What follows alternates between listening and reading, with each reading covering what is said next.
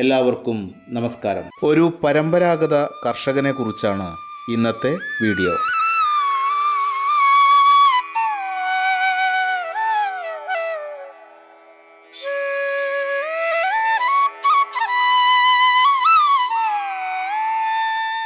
എല്ലാവർക്കും നമസ്കാരം. എൻ്റെ പേര് ഐദ്രോസാണ്. ചെമ്പയിലാണ്. ഇപ്പോൾ ഗൾഫിൽ നിന്ന് വന്നിട്ട് 21 വർഷമായി.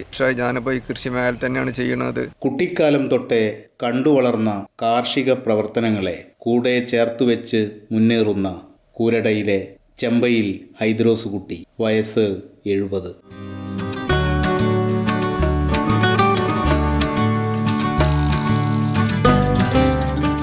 കാലമേറെ ചെന്നിട്ടും കൃഷിയിടത്തെ കൈവിടുവാൻ മനസ്സൊരുക്കമില്ലാത്ത കർഷകൻ. നെല്ലും തെങ്ങും കമുകും നേന്ത്രവാഴയുമൊക്കെയായി മണ്ണിൽ മല്ലിടുന്ന ഹൈദ്രോസ് കുട്ടി.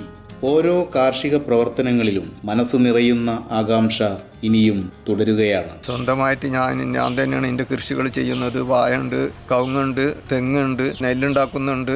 എല്ലാ മേഖലയും ഞാൻ തന്നെയാണ് ചെയ്യുന്നത്. നമുക്ക് വയ്ക്കണ പണിയല്ലേ, വെറുതെ ഇരുന്നിട്ട് കാര്യമില്ലല്ലോ. അപ്പോൾ ഞാൻ സ്വന്തമായിട്ട് ഞാൻ ചെയ്യുന്നതാണ്. ഗൾഫിൽ നിന്ന് വന്നിട്ട് 22 വർഷമായിട്ട് രാഷ്ട്രീയ മേഖലയിൽ ഇവിടെ വന്ന മുതൽ സ്വന്തമായിട്ട് വേറെ ആൾക്കാർ നടത്തുമൊക്കെ ഞാൻ തന്നെ ഇവിടെ ഏറ്റെടുത്ത് ഞാൻ തന്നെ ഫുള്ളായിട്ട് ഞാൻ വാഴ വെക്കും.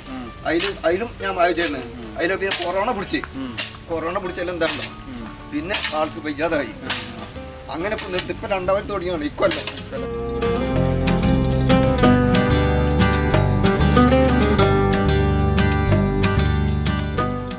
തവനൂർ ഗ്രാമപഞ്ചായത്ത് കൃഷിഭവൻ കർഷക ദിനത്തിൽ മുതിർന്ന കർഷകനായാണ് ചെമ്പയിൽ ഹൈദ്രോസിനെ ആദരിക്കുകയുണ്ടായി.